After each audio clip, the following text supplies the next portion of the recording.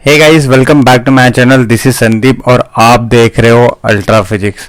Okay, so guys, इसके पहले वाले वीडियो में मैंने आपको लेक्चर नंबर 1 में मैथमेटिकल मेथड स्टार्ट कर दिया है। तो जिन लोगों ने वो वीडियो नहीं देखा है, लिंक इन द डिस्क्रिप्शन, जाके फटाफट जाके देख के आओ, तभी ये वीडियो आपको समझ में आएगा। ठीक है, सो ये वीडियो नंबर 2 है, दैट इज मैथमेटिकल मेथड का सेकेंड लेक्चर है। ठीक है, लेक्चर नंबर 2। तो इसके पहले वाला वीडियो जाके जरूर देखना, तभी इस वीडियो को स्टार्ट करना। ठीक है, तो चलो हम लोग स्टार्ट करते हैं, टॉपिक पे आते हैं डायरेक्टली। ठीक है, तो यहाँ पे हमने इसके पहले जो देखा, हमने वेक्टर के बारे में सारे देख लिया। ठीक है, अब यहाँ पे आपको वेक्टर के ऑपरेशन पढ़ने हैं। ठीक है, तो इसमें जो पहला ऑपरेशन है, ठीक है, आपको यहाँ पे वेक्टर्स के ऑपरेशन पढ़ना है। तो इसमें जो पहला ऑपरेशन है, ठीक है, वो क्या है कि हम किसी भी स्केलर क्वांटिटी को मल्टीप्लाई करेंगे वेक्टर में। ठीक है, तो multiplication of a vector by a scalar quantity. ठीक है, तो यहाँ पे हम क्या करते हैं, multiplication of a vector a by a scalar quantity s. मान लो यहाँ पे मेरे पास कोई एक एस स्केलर नाम का क्वांटिटी है। ठीक है, उसको मैं अगर ए वेक्टर से मल्टीप्लाई करता हूँ तो वेक्टर क्या प्रोड्यूस करता है। ठीक है, तो मान लो मेरे पास कोई ए नाम का एक वेक्टर है। ठीक है, इसमें मैं कुछ नंबर से मल्टीप्लाई करता हूँ। अगर 5 से नंबर से मल्टीप्लाई किया मैंने, 6 से मल्टीप्लाई किया, 4 से मल्टीप्लाई किया, तो रिजल्ट क्या हो जाएगा, वो बड़ा वेक्टर हो जाएगा। ठीक है, तो ये जो बड़ा वेक्टर है ना, वो किसी नंबर से मल्टीप्लाई करने की वजह से ये वेक्टर बड़ा हो गया। तो लेट उसको हम नया वेक्टर डिफाइन कर लेते हैं, जिसका डायरेक्शन सेम होगा पहले वाले वेक्टर की डायरेक्शन में। ठीक है, तो इस बड़े वाले वेक्टर का जो डायरेक्शन होगा वो इसी वाले वेक्टर के डायरेक्शन में सेम होगा, लेकिन इसका मैग्नीट्यूड चेंज हो जाएगा, क्योंकि मैग्नीट्यूड देखो, लेंथ बढ़ गया ना इसका, तो मैं बोलेंगे मैग्नीट्यूड बढ़ गया। ठीक है, तो अगर किसी भी आप नंबर से मल्टीप्लाई करते हो तो वेक्टर का जो मैग्नीट्यूड होता है वो चेंज होता है। तो नंबर जो होता है बेसिकली आपका स्केलर क्वांटिटी होता है। ठीक है, तो ये हमारा स्केलर मल्टीप्लाई करने से आपका वेक्टर का डायरेक्शन वही रहेगा। ठीक है, पॉजिटिव स्केलर होना चाहिए, कंडीशन है। अगर नेगेटिव स्केलर से मल्टीप्लाई करोगे तो डायरेक्शन चेंज हो जाता है। अगर मैं बोलूँ कि यहाँ पे मैंने -5 से मल्टीप्लाई किया तो डायरेक्शन ऐसे हो जाएगा, उल्टा हो जाएगा। ठीक है, सो अगर आप कोई स्केलर क्वांटिटी से मल्टीप्लाई करते हो तो आपका वेक्टर मॉडिफाई हो जाता है, उसका मैग्नीट्यूड चेंज हो जाता है। ठीक है, चलो, तो यहाँ पे मैंने क्या लिया, एक पी वेक्टर ले लिया, एक और एग्जांपल ले लिया। ठीक है, तो यहाँ पे मैंने क्यू वेक्टर, एक नया वेक्टर डिफाइन कर लिया जो कि 5 टाइम्स पी वेक्टर है। तो ये बड़ा वेक्टर जो होगा वो कौन सा वेक्टर होगा, क्यू वेक्टर होगा। चलो आगे चल लेते हैं। ठीक है, आगे क्या है हमारा, addition and subtraction of vector. So addition and subtraction of vector में आपको क्या क्या पढ़ना है। पहली बात तो पढ़ना है कि पैरेलल वेक्टर को कैसे ऐड किया जाता है, फिर एंटी पैरेलल वेक्टर को कैसे ऐड एंड सब्ट्रैक्ट किया जाता है। दूसरा, triangle law of vector addition. ठीक है, ये बहुत इंपॉर्टेंट एडिशन है, आपको ये समझना है। देन इसके बाद हम पैरेललोग्राम लॉ पढ़ेंगे। ठीक है, वेक्टर एडिशन के लिए। तो चलो 1 बाय 1 सारी चीजें देख लेते हैं। तो पहला हम क्या देखेंगे, addition of parallel and anti parallel vectors. So मान लो मेरे पास कोई एक पैरेलल वेक्टर है पी वेक्टर, ठीक है, और दूसरा क्यू वेक्टर है। इन दोनों को ऐड करना है, तो मैं क्या करूंगा, ठीक है, इस क्यू वेक्टर को उठा के, ठीक है, इस क्यू वेक्टर उठा के मैं कहाँ पे रख दूंगा, यहाँ पे रख दूंगा। ठीक है, वेक्टर का एक खास रूल है कि आप उसको उठा के ना कहीं पे भी रख सकते हो। कंडीशन क्या होना चाहिए कि उसका डायरेक्शन चेंज नहीं होना चाहिए। तो मैंने इसको उठा के, ठीक है, यहाँ पे रख दिया, तो क्या उसका डायरेक्शन चेंज है, नहीं है। ठीक है, उसी डायरेक्शन में। तो पी वेक्टर भी बता रहा है कि मुझे इधर जाना है, क्यू वेक्टर भी बता रहा है मुझे यहाँ पे जाना है। ठीक है, दोनों को ऐड कर दो, बोल रहा है मुझे यहाँ पे जाना। ठीक है, तो दोनों का सेम डायरेक्शन है, इसलिए जो ये रेड वाला वेक्टर होगा, इन दोनों वेक्टर का रिजल्टेंट वेक्टर होगा जो कि सेम डायरेक्शन में होगा। ठीक है, इन दोनों को सिंपली हम क्या कर लेंगे, ऐड कर लेंगे। चलो आगे चलते हैं हम लोग, एंटी पैरेलल वेक्टर्स। ठीक है, एंटी पैरेलल वेक्टर्स क्या होता है, एक का अगर डायरेक्शन ऐसे है तो इसके अपोजिट डायरेक्शन में एग्जैक्टली होना चाहिए। ठीक है, अपोजिट डायरेक्शन में, उसको हम बोलेंगे एंटी पैरेलल वेक्टर। ठीक है, दोनों पैरेलल लेकिन डायरेक्शन दोनों का अलग है। तो बी वेक्टर जो है ना, इसके ये अपोजिट डायरेक्शन में। ठीक है, तो बी वेक्टर क्या करेगा, ठीक है, इसका इतना पार्ट कैंसिल कर देगा, लेकिन बड़ा वेक्टर कौन सा, ये वाला वेक्टर है। तो जो बड़ा वेक्टर होगा उसी का डायरेक्शन रिमेन रहेगा। ठीक है, तो बड़ा वाला वेक्टर का ये इतना पार्ट है, ठीक है, इसका डायरेक्शन क्या रहेगा, इसी साइड में रहेगा। तो ये जो बी वेक्टर है ना, इस इतना पार्ट सब्ट्रैक्ट कर दे रहा है। ठीक है, इसलिए इसको हम कैसे लिखेंगे, a माइनस बी लिखेंगे। चलो आगे चलते हैं। नेक्स्ट है triangle law of vector addition. ठीक है, सबसे इंपॉर्टेंट, मोस्ट इंपॉर्टेंट लॉ है, आपको एग्जाम में पूछा भी जाता है। तो ये आप रहा इसका स्टेटमेंट। ठीक है, ये इसका स्टेटमेंट है और ये स्टेटमेंट आपको याद करना एग्जाम में आता है। ठीक है, तो चलो स्टेटमेंट के बारे में देख लेते हैं। स्टेटमेंट सारी चीजें, ठीक है, अच्छी तरीके से देख लेंगे। स्टेटमेंट क्या बोला है, if two vectors describing the same physical quantities, दोनों वेक्टर सेम फिजिकल क्वांटिटीज की होनी चाहिए। फिजिकल क्वांटिटीज हमने चैप्टर नंबर 1 में पढ़ के रखा है। ठीक है, सेम फिजिकल क्वांटिटी का मतलब क्या है, एडिशन किसका होता है, सेम क्वांटिटीज का ही होता है। अगर मैं बोलूंगा 5 किलोग्राम है, ठीक है, उसको आप 2 किलोग्राम में ऐड करोगे तो आपको कितना मिलेगा, 7 किलोग्राम मिलेगा, ठीक है। तो ये किलोग्राम है इसलिए ऐड हो रहा है। लेकिन अगर मैं बोलूंगा 5 किलोग्राम को आप 2 सेकंड में ऐड करो, तो क्या आप ऐड कर पाओगे, क्या नहीं ऐड कर पाओगे, एडिशन हो ही नहीं सकता, किलोग्राम का सेकंड में एडिशन नहीं हो पाएगा, ठीक है, क्योंकि दोनों अलग अलग फिजिकल क्वांटिटी है। उसी तरीके से वेक्टर्स भी सेम फिजिकल टाइप के होने चाहिए, अगर अलग अलग होगा तो उसका एडिशन पॉसिबल नहीं है, ठीक है। तो वापस से देख लेते, if two vector describing the same physical quantities are represented in magnitude and direction, अभी वेक्टर है तो उनको रिप्रेजेंट किया जाना चाहिए बाय मैग्नीट्यूड एंड डायरेक्शन, ठीक है, by two side of triangle, ठीक है, एक ट्राइंगल के दोनों साइड से रिप्रेजेंट किए जा रहे हैं, और कैसे होना चाहिए, टेकन इन ऑर्डर, ऑर्डर में होना चाहिए, ठीक है। then their resultant is represented in magnitude and direction by the third side of the triangle drawn from the starting point of the first vector, ठीक है, to the ending point of the second vector। अब ये क्या बोलना चाहता है इसको हम अच्छी तरीके से समझते हैं, ठीक है। मान लो मेरे पास कुछ इस तरीके का वेक्टर है, ठीक है, एक ए वेक्टर है और एक दूसरा बी वेक्टर है। ये ए वेक्टर इधर जाना चाहता है, बी वेक्टर इधर जाना चाहता है, ठीक है। अब इन दोनों वेक्टर को यूज करके मुझे ट्रायंगल लॉ ऑफ वेक्टर बनाना है, ठीक है। सो पहले तो मुझे ट्रायंगल बनाना पड़ेगा इन दोनों वेक्टर को यूज करके। तो मेरी पास एक खासियत है वेक्टर का, क्या कि वेक्टर को कहीं पे भी हम लेके जा सकते हैं, कंडीशन क्या होना चाहिए, उनका डायरेक्शन चेंज नहीं होना चाहिए, ठीक है। तो अगर मैं बोलूँ मेरा पहला वेक्टर यहाँ पे है, ठीक है, ये पहला वाला वेक्टर यहाँ पे है, तो मैं क्या करता हूँ, दूसरे वाले वेक्टर को ना उठा के, इस वाले वेक्टर को उठा के मैं क्या यहाँ पे रख सकता हूँ, ऑफ कोर्स रख सकता हूँ, डायरेक्शन चेंज नहीं हो रहा ना, अभी भी वेक्टर इधर ही जाना चाहता है, ठीक है, पहले भी इधर ही जाना चाहता था, तो डायरेक्शन वही है, डायरेक्शन चेंज नहीं हुआ, आप वेक्टर को उठा के रख सकते हो। तो अभी देखो ये ऑर्डर में आ गया, पहला वेक्टर यहाँ पे स्टार्ट हो रहा है, खत्म हो गया, ठीक है, दूसरा वेक्टर यहाँ से स्टार्ट हो रहा है, खत्म हो गया।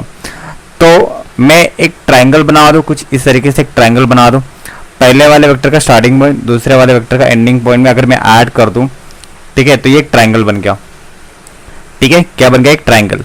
तो ट्राइंगल बन गया, ट्राइंगल लॉ यूज करना है। ट्राइंगल लॉ क्या बोला, their resultant is represented in magnitude and direction, ये जो वेक्टर है ना, ये रिजल्टेंट वेक्टर होगा जो कि हमने रिप्रेजेंट किया है इन magnitude and direction by the third side of the triangle, ये तीसरा साइड है ना जो हमने ड्रॉ किया है, from the starting point of the first vector, ये रहा उसका स्टार्टिंग पॉइंट, पहले वाले वेक्टर का starting point, and ending point two the second vector, ठीक है, ये वाला जो है वो एंडिंग पॉइंट है सेकंड वेक्टर का, ठीक है। तो ऑफ कोर्स ये ट्रायंगल ऑफ वेक्टर आपको आ गया होगा, ठीक है, आई होप सबको समझ में आ गया होगा। तो ये बेसिकली क्या है, ट्रायंगल ऑफ वेक्टर, तो इसको हम क्या लिखेंगे, ए प्लस बी वेक्टर लिखेंगे। तो जब दो वेक्टर पैरेलल नहीं होते या फिर एंटी पैरेलल नहीं होते, तो ऐसे केसेस में हम triangle law of vector addition use करते हैं।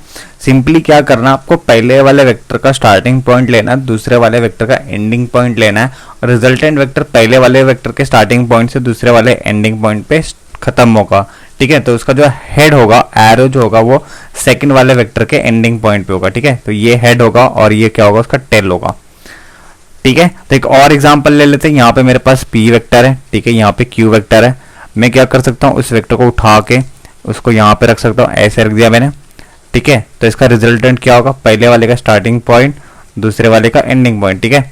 तो हमारा वेक्टर कैसे स्टार्ट होगा, ऐसे स्टार्ट होके यहाँ पे चला जाएगा, ठीक है। तो ये वेक्टर जो होगा वो क्या हो जाएगा, p vector plus q vector, very simple. चलो आगे चलते हैं। नेक्स्ट है वेक्टर एडिशन इज कम्यूटेटिव, ठीक है। अभी ये जो वेक्टर्स होते हैं ना वो कम्यूटेटिव लॉ फॉलो करते हैं। कम्यूटेटिव का मतलब क्या होता है कि अगर मेरे पास दो वेक्टर है p एंड q, तो मैं इसको सिंपली कैसे लिख सकता हूँ, p प्लस q लिख सकता हूँ, या तो वो किसके इक्वल होगा, q इज प्लस p, ठीक है। ये कम्यूटेटिव लॉ है, इसको हम डायग्राम के थ्रू समझते हैं, ठीक है। चलो सो मान लेते हैं मेरे पास एक वेक्टर है p वेक्टर, मैंने कुछ इस तरीके से एक वेक्टर ले लिया, ये p वेक्टर है, ठीक है। दूसरा वेक्टर यहीं से स्टार्ट हो रहा है, q वेक्टर s है, ठीक है, ये q वेक्टर ले लिया मैंने।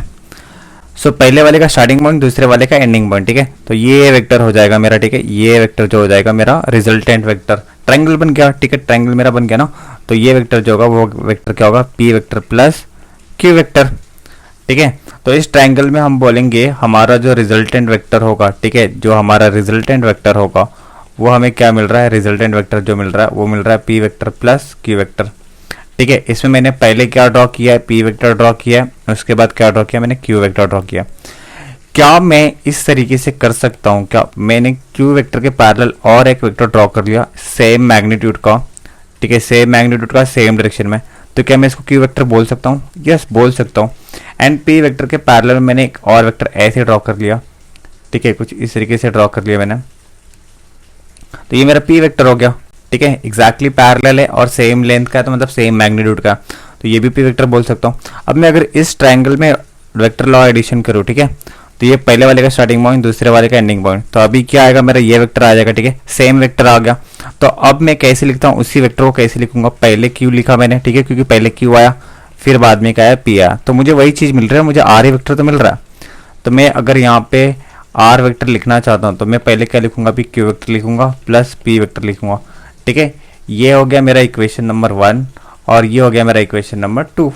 अगर दोनों का लेफ्ट हैंड साइड देखेंगे तो राइट है, तो राइट हैंड साइड भी क्या हो जाएगा, इक्वल हो जाएगा। ठीक है, लेफ्ट हैंड साइड इक्वल है तो राइट हैंड साइड भी क्या हो जाएगा, इक्वल हो जाएगा। तो p plus q is equal to क्या हो जाएगा, q प्लस पी। ठीक है, ये आप बताना चाहते हो जो कि ये कम्यूटेटिव लॉ है। ठीक है, तो वेक्टर हमेशा कम्यूटेटिव लॉ फॉलो करते हैं। ठीक है, अगर कोई क्वांटिटी वेक्टर क्वांटिटी है तो उसको ये कम्यूटेटिव लॉ फॉलो करना ही पड़ेगा। ठीक है, चलो नेक्स्ट, हमारा जो वेक्टर एडिशन होता है ना वो एसोसिएटिव होता है। मतलब जब आप वेक्टर को ऐड करते हो ना तो वो एसोसिएटिव लॉ फॉलो करते हैं। इसका मतलब क्या है कि मान लो मेरे पास अगर 3 वेक्टर है, ए वेक्टर है, बी वेक्टर है और सी वेक्टर है।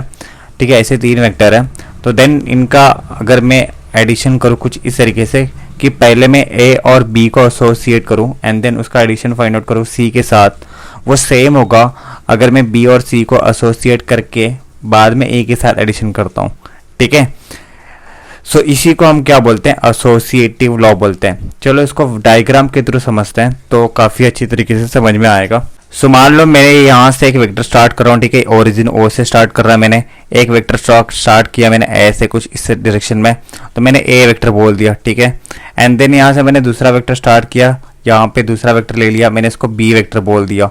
ठीक है, तो इन दोनों का रिजल्टेंट क्या होगा, इन दोनों का रिजल्टेंट होगा ये पहले वाले का स्टार्टिंग पॉइंट, दूसरे वाले का एंडिंग पॉइंट। ठीक है, तो ये मेरा क्या हो जाएगा, ए वेक्टर प्लस बी वेक्टर। ठीक है, इन दोनों का क्या हो गया, एडिशन हो गया। अब मैं क्या करता हूँ ना, यहाँ से मैं तीसरा वेक्टर ड्रॉ करता हूँ। तीसरा वेक्टर मैंने कुछ इस तरीके से ड्रॉ कर लिया। ठीक है, मैंने क्या किया, तीसरा वेक्टर कुछ इस तरीके से ड्रॉ कर लिया। लेट मैं इसको सी वेक्टर बोल देता हूँ। ठीक है, क्या मैंने बोल दिया इसको, सी वेक्टर। अब जरा ध्यान देना, अगर मैं इसको पहला वेक्टर एज्यूम करूँ, ठीक है, ये रेड वाला जो वेक्टर है ये पहला वेक्टर और ये दूसरा वेक्टर। ठीक है, तो ये ऑर्डर में आ गए ट्रायंगल के, तो इसका पहला वाला स्टार्टिंग पॉइंट, दूसरे वाला एंडिंग पॉइंट, ये रिजल्टेंट वेक्टर हो जाएगा। तो इसके लिए मेरा क्या होगा, ठीक है, यहाँ पे जो रिजल्टेंट वेक्टर आएगा ये वेक्टर आ जाएगा इस वाले ट्रायंगल के लिए। ठीक है, इस वाले ट्रायंगल के लिए क्या आएगा रिजल्टेंट वेक्टर, पहला वेक्टर क्या है, ए प्लस बी वेक्टर है। ठीक है, इसको मैंने ऐड कर दिया किसके साथ, सी वेक्टर के साथ, तो मुझे क्या मिल गया, resultant vector let r vector मैंने बोल दिया। क्या ये चीज़ समझ में आ गई? तो मैंने पहले क्या किया, ए प्लस बी वेक्टर का एडिशन फाइंड आउट किया एंड देन इसको सी वेक्टर के साथ ऐड किया, मुझे रिजल्टेंट वेक्टर आर मिल गया। लेट इसको क्वेश्चन नंबर 1 बोल लेते हैं। ओके, इसमें कोई डाउट नहीं है ना, चलो आगे चलते हैं। मैं क्या करता हूं कि मैंने ए और बी वेक्टर को पहले ऐड कर लिया यहाँ पे। ठीक है, पहले मैंने ऐड कर लिया, फिर मैंने उसको सी वेक्टर के साथ ऐड कर लिया और मुझे क्या मिल गया, रिजल्टेंट वेक्टर मिल गया। ठीक है, इसी चीज को मैं क्या कर सकता हूं कि मैंने बोला कि पहले मैं क्या करता हूं ना, बी वेक्टर को लेता हूं। ठीक है, मैंने क्या ले लिया, पहले बी वेक्टर को ले लिया और सी वेक्टर को ले लिया, तो इनका रिजल्टेंट क्या होगा, पहले वाले का स्टार्टिंग पॉइंट, दूसरे वाले का एंडिंग पॉइंट। ठीक है, तो मैंने क्या किया, यहां से एक वेक्टर ड्रॉ किया ऐसे। ठीक है, ये वाला वेक्टर, अब ये वेक्टर क्या होगा मेरा, ये वेक्टर होगा मेरा B vector plus C vector. तो अब मैंने बी एंड सी को एसोसिएट कर लिया। अब मैंने ये बी वेक्टर और सी वेक्टर तो निकाल लिया। ठीक है, अब मैं ये वाला ट्रायंगल लेता हूँ। ठीक है, ये पहला वेक्टर हो गया, ये मेरा दूसरा वेक्टर हो गया, तो इनका रिजल्टेंट क्या होगा, पहले वाले का स्टार्टिंग पॉइंट, दूसरे वाले का एंडिंग पॉइंट, जो कि मुझे सेम वेक्टर दे रहा अगेन। ठीक है, तो मैंने क्या कर लिया, मैंने ये वाला ट्रायंगल ले लिया। ठीक है, ये वाला ट्रायंगल ले लिया जिसमें ये मेरा पहला वेक्टर है और ये दूसरा वेक्टर है। ठीक है, तो इन दोनों का एडिशन क्या मुझे मिलेगा, पहले वाले का स्टार्टिंग पॉइंट, दूसरे वाले का एंडिंग पॉइंट, यही वेक्टर मिलेगा ना। तो इस बार मैं क्या करता हूँ, मैंने ए वेक्टर को किस वेक्टर के साथ ऐड कर लिया मैंने, B vector plus C vector को ऐड कर लिया, ठीक है, और मुझे वही वेक्टर मिला, ठीक है, आर वेक्टर मिला। ये इक्वेशन 2। तो दोनों का राइट हैंड साइड सेम है, तो मैं क्या बोलूँगा, लेफ्ट हैंड साइड भी क्या हो जाएगा, सेम हो जाएगा। मतलब ए वेक्टर प्लस बी वेक्टर को मैंने एसोसिएट करने के बाद सी वेक्टर के साथ ऐड किया, तो मुझे क्या मिलेगा, A vector plus B vector plus C vector मिलेगा, ठीक है। सो ये एसोसिएटिव लॉ है, बहुत सिंपल सा लॉ है, ठीक है, बहुत सिंपल सा लॉ है। ऐसे एग्जाम में कभी कभी पूछ लिया जाता है, तो आपको यहाँ पे ध्यान रखना है, ठीक है। तो चलो इससे रिलेटेड कुछ हम प्रॉब्लम सॉल्व कर लेते हैं triangle law of vector addition से। सो यहाँ पे ना कभी कभी आपको ऐसे पॉलीगॉन के फॉर्म में दिया जाता है वेक्टर। मान लो तो यहाँ पे एक a1 वेक्टर दिया है, ठीक है, फिर यहाँ पे ऐसे a2 वेक्टर दिया है, ठीक है, और ऐसे तीसरा a3 वेक्टर दिया है, a3 वेक्टर ऐसे दे दिया, ठीक है, और यहाँ पे चौथा a4 वेक्टर दे दिया कुछ इस तरीके से, ठीक है, और ये पांचवा वेक्टर ऐसे दे दिया, a5 वेक्टर दे दिया, और आपको बोला है कि इन सब का रिजल्टेंट निकालो। तो आपको क्या यूज़ करना, बस triangle law vector addition use करना है, ठीक है। तो हम पहले दो वेक्टर को देखेंगे जो ऑर्डर में, ठीक है, ये वेक्टर है और ये दिया वाला वेक्टर, ठीक है। पहला वेक्टर यहाँ पे स्टार्ट हुआ, यहाँ पे खत्म हुआ, दूसरा वेक्टर यहीं से स्टार्ट हो रहा है, यहीं पे खत्म हो रहा है, ठीक है। तो जहाँ पे पहला वेक्टर खत्म होता है, दूसरा वेक्टर वहाँ से स्टार्ट होना चाहिए और यहाँ पे किसी जगह और पॉइंट पे खत्म होना चाहिए, ठीक है, तभी आप ट्रायंगल लॉ यूज़ कर सकते हैं।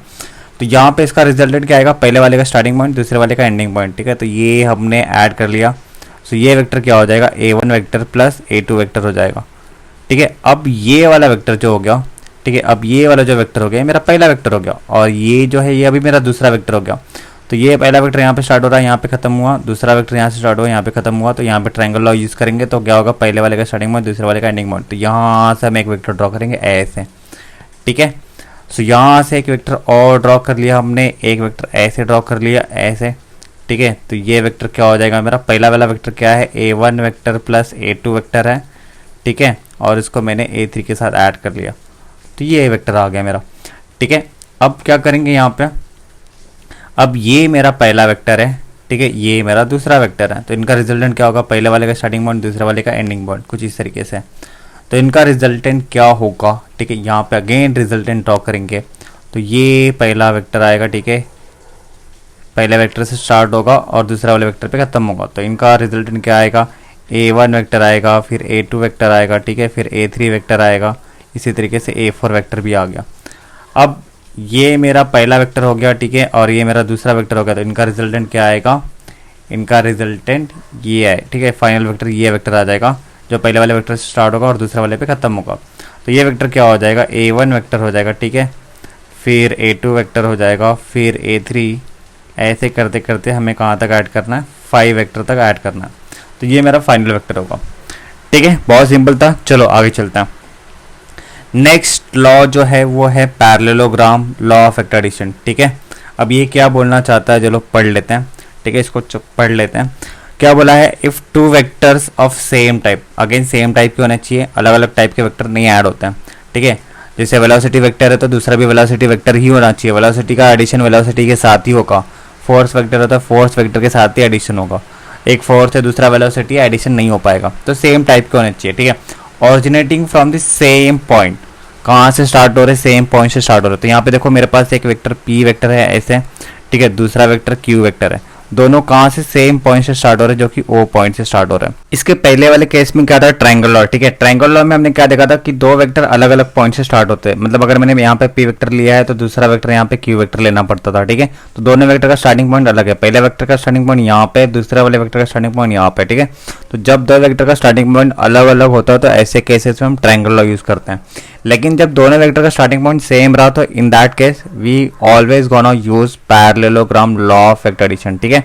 तो यहाँ पे देखो मेरे पास एक p वेक्टर है ऐसे और q वेक्टर कैसे है ऐसे, ठीक है, दोनों का स्टार्टिंग पॉइंट क्या है, यहाँ पे सेम है, ठीक है। तो ऐसे वेक्टर का जो रिजल्टेंट वेक्टर होता है वो दिया जाता है इन magnitude and direction by the diagonal of the parallelogram starting from the same point. तो ठीक है, हम क्या कर लेंगे, एक पैरेललोग्राम बना लेंगे एंड इन दोनों वेक्टर का जो रिजल्टेंट वेक्टर होगा वो डायगोनल होगा जो कि सेम पॉइंट से स्टार्ट होगा, ठीक है। तो यही एक डायगोनल है जो कि सेम पॉइंट से स्टार्ट होगा। ये दूसरा वाला डायगोनल जो है, ठीक है, वो सेम पॉइंट से स्टार्ट नहीं हो रहा था, इसको हम नहीं लेंगे। तो पहला ही डायगोनल कंसीडर करेंगे जो कि सेम पॉइंट से स्टार्ट होगा। क्या ये चीज़ समझ में आ गई? सो अगर दो वेक्टर सेम पॉइंट से स्टार्ट हो रहे हैं तो ऐसे वेक्टर का रिजल्टेंट वेक्टर हमेशा पैरेललोग्राम का डायगोनल होता है जो कि सेम पॉइंट से स्टार्ट होता है। ठीक है, चलो अब इसके आगे की बात कर लेते हैं। वेक्टर में मैं क्या फाइंड आउट करना है, यहाँ पे रिजल्टेंट वेक्टर का मैग्नीट्यूड फाइंड आउट करना है। ठीक है, मतलब आपको क्या फाइंड आउट करना है, आर फाइंड आउट करना है, आर का वैल्यू क्या होगा। ठीक है, सो डेरिवेशन में आपको मैग्नीट्यूड फाइंड आउट करना होता है and then direction find out करना होता है। तो आप बोलोगे सर डायरेक्शन क्या फाइंड आउट करेंगे, मतलब डायरेक्शन कैसे फाइंड आउट करेंगे। नॉर्मली हम तो वेक्टर का डायरेक्शन ऐसे बता रहे हैं, एरो देते रहे, बोल रहे हैं कि हाँ वेक्टर इधर जा रहा है। ठीक है, अगर मैं एक सिंपल सा आपको क्वेश्चन पूछूं कि ठीक है, अगर मेरे पास एक ग्राउंड है, ठीक है, मैंने बोला कि मैंने ना एक स्टोन है ना 90 डिग्री के एंगल पे फेंक दिया, तो 90 डिग्री के एंगल में मतलब ऊपर के एंगल में, ठीक है, ऐसे 90 डिग्री पे फेंक दिया, तो आपका जो आप देखोगे ना उस स्टोन को कहाँ पे देखोगे, ऊपर देखोगे। मैंने बोला कि आपको ऊपर देखने के लिए नहीं, लेकिन मैंने बोला जैसे 90 डिग्री पे देखूँ फेंकने वाला हूँ, ठीक है, उस स्टोन को, तो आप सिंपली डायरेक्टली ऊपर देखने जाने वाले हो।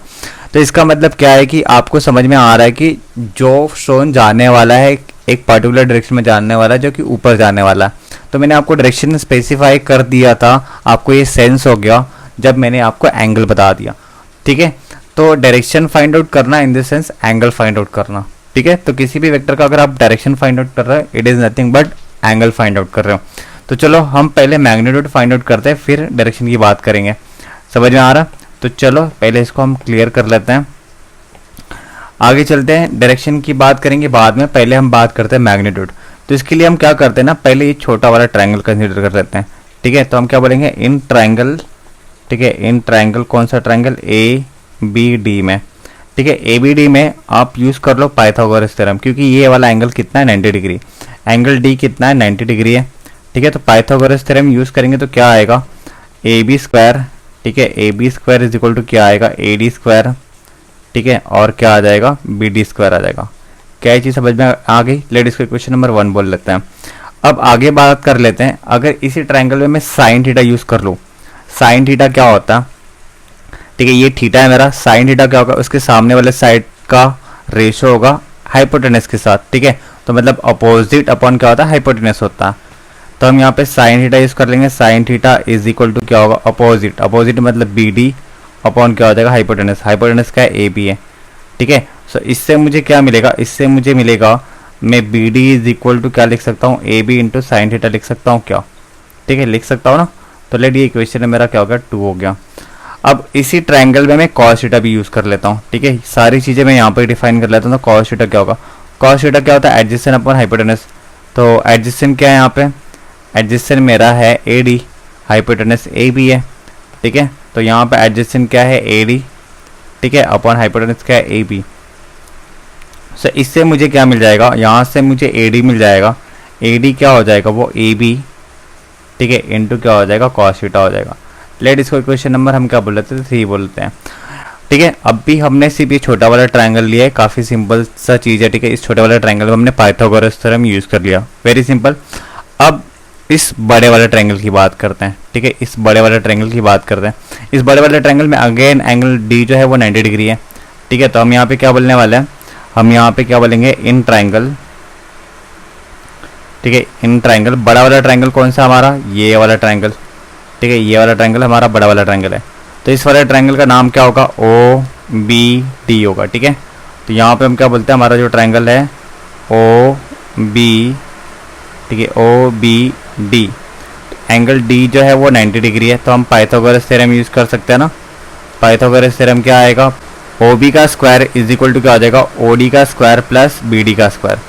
ठीक है, तो हम यहाँ पे क्या लिखेंगे, ओ डी का स्क्वायर, ठीक है, सॉरी, ओ बी का स्क्वायर इज इक्वल टू क्या हो जाएगा, ओ डी का स्क्वायर प्लस बी डी का स्क्वायर। ठीक है, लेकिन ओ डी जो है, यहाँ पे ध्यान देंगे, जो ओ डी है, ठीक है, वो 2 पार्ट से बना है, एक ओ ए प्लस ए डी। ठीक है, तो क्या मैं ओ डी को तोड़ सकता हूँ ओ ए और प्लस ए डी में। तो इसको मैंने क्या लिखा कि मेरा जो ओ बी स्क्वायर है, ठीक है, मैंने इस ओ डी को तोड़ दिया किस में, ओ ए प्लस ए डी के। ठीक है, ऐसे फॉर्म में तोड़ दिया एंड इसका स्क्वायर हो जाएगा।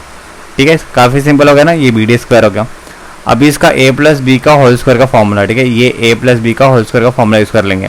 तो पहला क्या हो जाएगा, ओ ए स्क्वायर, फिर क्या हो जाएगा 2 times o a into a d फिर क्या आएगा AD का स्क्वायर, ठीक है, और प्लस क्या आ जाएगा BD का स्क्वायर। अब ये वाला टर्म देखो, ये वाला टर्म हमने एक्चुअली पहले ही डिराइव कर लिया है, ठीक है, ये वाला जो टर्म है हमने पहले ही डिराइव कर लिया है। देखो ये वाला जो टर्म है ना हमने ऊपर डिराइव कर लिया। कहाँ पे डिराइव कर लिया है? यहाँ पे, ठीक है, इक्वेशन नंबर 1 में देखो AD square plus BD square क्या है मेरा AB स्क्वायर है। तो क्या मैं AD square plus BD square के जगह पे AB स्क्वायर लिख सकता हूँ? ऑफ कोर्स लिख सकता हूँ, ठीक है। तो मैंने क्या किया, इस OB स्क्वायर के आगे जो है OA square plus 2 times OA into AD, इसके जगह पे क्या कर दिया मैंने AB स्क्वायर लिखा, ठीक है। कहाँ से पता चला? यहाँ पे लिख सकते हो फ्रॉम 1 से, ठीक है। बहुत सिंपल सी चीज़ है, ठीक है। अब हम यहाँ पे बोलेंगे सेंस। अब सारी चीज़ें देखो, ठीक है। पहले आप OB को देखो, OB इस डायग्राम में क्या है, डायग्राम में देखो, ठीक है। OB क्या है, व्हाट इज OB? ये रहा O और ये रहा P, ठीक है। तो ये OB मतलब क्या है? लेंथ है ना, लेंथ मतलब मैग्नीट्यूड, इस R वेक्टर का मैग्नीट्यूड है। तो हम सिंपली OB जो लिखेंगे ना उसके जगह पे क्या लिखेंगे? R लिखेंगे, ठीक है। सो ये मेरा OB क्या है? मेरा R है, ठीक है। एंड OA को देख लेते हैं, ठीक है। OA क्या है मेरा? डायग्राम में देख लेंगे वापस से। OA क्या है मेरा, ठीक है। यहाँ पे देखेंगे OA, O यहाँ पे है, A यहाँ पे, ठीक है। OA मेरा क्या है? ये vector, that is P vector है ना। तो OA जो लेंथ होगा, ठीक है, वो P वेक्टर का मैग्नीट्यूड होगा, मतलब सिंपली P होगा, ठीक है। सो यहाँ पे OA की जगह पे क्या लिख सकता हूँ मैं? सिंपली P लिख सकता हूँ। उसी तरीके से मैं AD की बात करूँगा, ठीक है। AD यहाँ पे OA आ गया, ठीक है, यहाँ पे OA, यहाँ पे OA आ गया, ठीक है, और OB आ गया, सारी चीज़ें लिख ली हमने। अब AD की बात करते हैं। AD हमने निकाला है, कहाँ पे निकाला है AD? ठीक है, तो यहाँ पे निकाला AD। तो AD क्या है? AB cos थीटा, यहाँ पे लिख लेंगे AD जो है, ठीक है, हमारा जो AD है वो हमारा क्या है? AB cos थीटा, ठीक है। लेकिन AB क्या है मेरा, वो भी तो चेक करना पड़ेगा ना। AB जो है वो क्या है मेरा? यहाँ पे डायग्राम में देखेंगे AB जो है मेरा, ठीक है, वो किसके पैरेलल है? Q के पैरेलल है, मतलब ये Q वेक्टर का मैग्नीट्यूड होगा, ठीक है। तो AB के जगह पे हम क्या लिखेंगे? सिंपली AB के जगह पे हम लिखेंगे हमारा Q है, ठीक है। तो ये AB के जगह पे हमारा क्या आ गया? Q हो गया, Q cos थीटा, ठीक है। और AB हमने डिफाइन कर लिया है, वो क्या है? हमारा Q है। तो ये सारी चीज़ें जो है ना हम इस इक्वेशन में पुट कर लेंगे, ठीक है। ये सारी चीज़ें जो है इस इक्वेशन में पुट कर लेंगे तो हमें रिजल्टेंट इक्वेशन क्या मिलेगा? OB की जगह पे आप R रखोगे तो ये R स्क्वायर हो जाएगा, ठीक है। OA की जगह पे आप P रखोगे तो ये P स्क्वायर हो गया। 2 टाइम्स OA की जगह पे P रखा, ठीक है। AD की जगह पे क्या रखा? AB cos theta. AB के क्या है मेरा? Q है, तो ये हो जाएगा Q cos थीटा, ठीक है। और AB स्क्वायर क्या है मेरा? Q है, तो ये Q स्क्वायर हो जाएगा, ठीक है। तो ये AB मेरा क्या है? Q है, तो Q AB स्क्वायर है ना यहाँ पे, तो ये क्या हो जाएगा? Q स्क्वायर हो जाएगा, ओके। तो यहाँ से मुझे R क्या मिलेगा, ठीक है। ये स्क्वायर है तो उस साइड जाएगा स्क्वायर रूट, तो स्क्वायर रूट में सारी चीज़ें आ जाएंगी, that is P square plus 2PQ cos theta plus क्या हो जाएगा? Q square. तो ये जो चीज़ आ गई ना रिजल्टेंट R है, ठीक है। R के ऊपर मैंने कुछ एरो बीरो दे के रखा है क्या? नहीं। तो ये मेरा ना एक्चुअली मैग्नीट्यूड रिप्रेजेंट करता है। बहुत इंपॉर्टेंट फॉर्मूला है, एवरी टाइम आपको 11th में भी देखने को मिलेगा और 12th में भी देखने को मिलेगा, ठीक है। तो ये फॉर्मूला आपको याद रखना है। तो आपने क्या फाइंड आउट किया? Magnitude, okay. So this is what? Magnitude. This is magnitude. Magnitude किसका मैग्नीट्यूड है? ऑफ R वेक्टर, ठीक है। अब बात करते हैं डायरेक्शन की, ठीक है। अब किसकी बात करेंगे? अब बात करते हैं डायरेक्शन की बात करते हैं, ठीक है। Direction of R vector. So direction मतलब क्या फाइंड आउट करना? एंगल फाइंड आउट करना। मैंने आपको जस्ट अभी एक एग्जांपल दिया, डायरेक्शन फाइंड आउट करना in the sense what? Angle find out करना। तो R वेक्टर का एंगल कैसे फाइंड आउट करेंगे? मतलब R वेक्टर का एंगल कितना है, ठीक है। तो हम एंगल किसी के रिस्पेक्ट में हमेशा बताते हैं, ठीक है। तो यहाँ पे R वेक्टर का जो एंगल है ना वो P वेक्टर के साथ बताएंगे। तो P वेक्टर के साथ एंगल कितना है? अल्फा है, ठीक है। कितना है? अल्फा। तो हम अल्फा बताएंगे, ठीक है। सो यहाँ पे मुझे, ठीक है, इस अल्फा को बताना है तो इसके लिए मुझे क्या करना पड़ेगा? ये ट्रायंगल यूज करना पड़ेगा, क्योंकि इस ट्रायंगल का मुझे सामने वाला साइड BD के बारे में पता है और मुझे OD के बारे में भी पता है, ठीक है। सो मैं क्या यूज कर लूंगा? tan अल्फा यूज कर लूंगा। तो यहाँ पे अगर मैं tan अल्फा यूज करता हूँ, ठीक है, tan अल्फा यूज करता हूँ तो मुझे क्या मिलेगा, अपोजिट अपॉन एडजेसेंट होता है, मतलब क्या हो जाएगा बी डी अपॉन, ठीक है, एडजेसेंट क्या हो जाएगा ओ डी हो जाएगा, ठीक है। तो ये B D as it is रहेगा। ओ डी को हमने अभी जस्ट देखा था कैसे लिखते हैं, हम उसको ओ ए प्लस ए डी के फॉर्म में लिखते हैं, ठीक है। और बी डी हमने निकाला है, ठीक है। बी डी क्या निकाला है यहाँ पे ध्यान देंगे, स्टार्टिंग में इक्वेशन हमने डिराइव कर लिया था। बी डी क्या निकाला हमने, ठीक है, ये बी डी क्या है मेरा ए बी साइन थीटा, और ए बी क्या है मेरा क्यू है, ठीक है। तो क्यू साइन थीटा हो जाएगा। तो यहाँ पे मैंने बी डी क्या लिखना है, ठीक है, ये हो जाएगा ए बी साइन थीटा, ठीक है। और नीचे क्या हो जाएगा ओ ए एज इट इज रहेगा। और ए डी हमने क्या निकाला था, ये निकाला था हमने ए बी कॉस थीटा, ठीक है। सो ये ए बी हमारा क्या है क्यू है, तो क्यू साइन थीटा हो गया, ठीक है। नीचे क्या आ जाएगा P plus Q cos theta आ जाएगा, ठीक है। So this is what tan alpha, हमें तो अल्फा निकालना है। तो जब अल्फा को छोड़ देंगे यहाँ पे तो टैन उस साइड चला जाएगा, तो हम इसको टैन इनवर्स के फॉर्म में लिखते हैं, ठीक है। तो क्या हो जाएगा क्यू साइन थीटा अपॉन क्या होगा P plus Q cos theta, ठीक है। तो ये हमारा अल्फा निकल गया, मतलब हमने डायरेक्शन भी फाइंड आउट कर लिया। तो ये रहा पूरा का पूरा derivation parallelogram law of vector addition का, जिसमें आपको रिजल्टेंट वेक्टर का मैग्नीट्यूड फाइंड आउट करना होता है एंड उसका डायरेक्शन फाइंड आउट करना होता है, ठीक है। सो गाइस आज के लिए बस इतना ही, मिलते हैं नेक्स्ट क्लास में। गाइस वीडियो बनाने के लिए बहुत टाइम जाता है, नोट्स भी बनाना होता है। सो अगर आपको वीडियो अच्छा लगता है तो वीडियो को लाइक कीजिए। चलो टारगेट करते हैं 10 लाइक का। अगर जैसे ही 10 लाइक हिट हो जाता है तो मैं उसके अगले दिन वीडियो अपलोड कर दूंगा, ठीक है। इसका नेक्स्ट वाला जो पार्ट है वो मैं अपलोड कर दूंगा। तो अगर 10 लाइक जैसे ही कंप्लीट होगा, नेक्स्ट अगले दिन में आपको वीडियो मिल जाएगी। तो see you guys in next class, bye everyone, take care.